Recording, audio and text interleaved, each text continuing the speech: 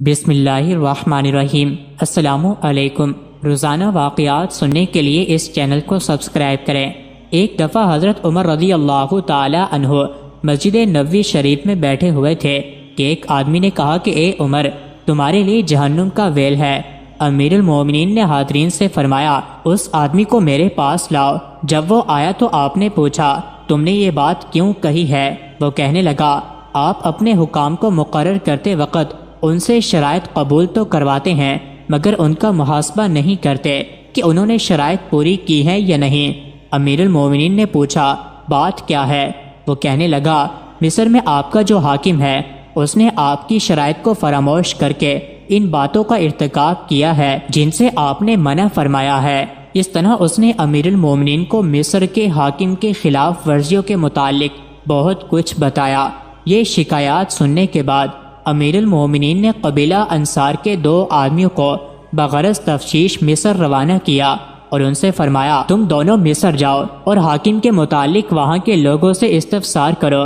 اگر اس آدمی نے مجھے غلط رپورٹ دی ہو تو آگاہ کرنا، اور اگر اس کی رپورٹ صحیح ہے اور حاکم واقعی اپنی ذمہ داری میں کوتاہی کرتا ہے تو وقت ضائع کیے بغیر اسے لے کر میری خدمت میں پہنچو۔ دونوں انصاری امیر المومنین کے حکم کی تعمیل میں مصر روانہ ہوئے اور وہاں پہنچ کر لوگوں سے حاکم مصر کے متعلق حقیقت جاننا چاہیے۔ انہیں وہاں وہی رپورٹ ملی جیسے مذکورہ شخص نے امیر المومنین سے شکایت کی تھی۔ چنانچہ ان دونوں نے حاکم کے گھر پہنچ کر دروازے پر دستک دی اور اندر آنے کی اجازت طلب کی۔ دربان نے جواب دیا، آج حاکم سے ملنے کی اجازت نہیں۔ دونوں انصاریوں نے کہا کہ حاکم کو ہمارے سامنے ضرور نکلنا پڑے گا، ورنہ ہم ابھی اس کا دروازہ پھونک دیں گے۔ اتنے میں ایک انصاری جلدی سے کہیں سے آگ کا شعلہ بھی لے کر آ گیا۔ اب دربان اندر داخل ہوا اور حاکم مصر کو اس کی خبر دی۔ حاکم گھر سے باہر نکلا تو ان دونوں نے کہا، ہم امیر المومنین کا پیغام لے کر آئے ہیں، تمہیں ہمارے ساتھ چلنا ہوگا۔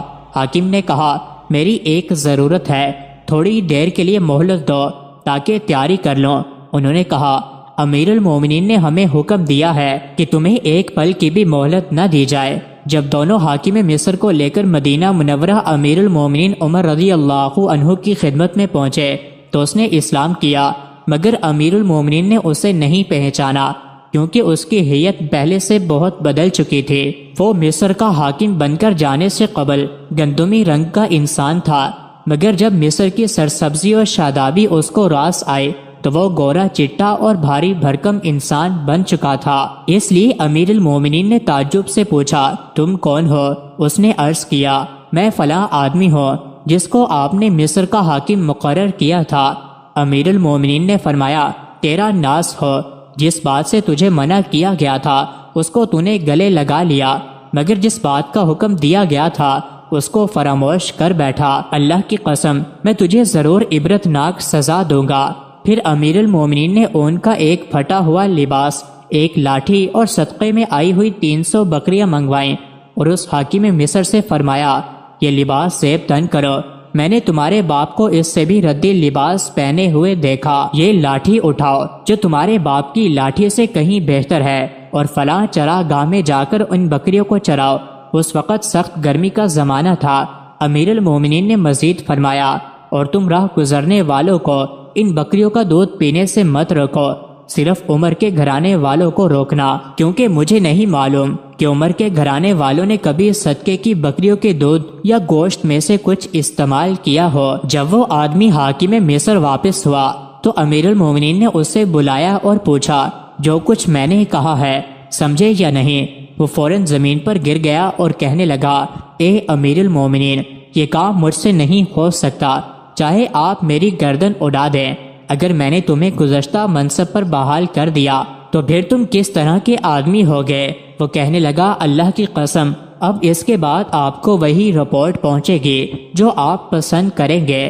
پھر امیر المومنین نے اسے اس کے سابقہ عہدے پر فائز کر دیا۔ چنانچہ اس کے بعد وہ آدمی مصر کا ایک مثالی حاکم ہو گیا اور اپنی ذمہ داریاں خوف و تقوی اور اخلاص کے ساتھ انجام دینے لگا۔ مزید ایسی ہی ویڈیوز کے لیے چینل کو ضرور سبسکرائب کریں۔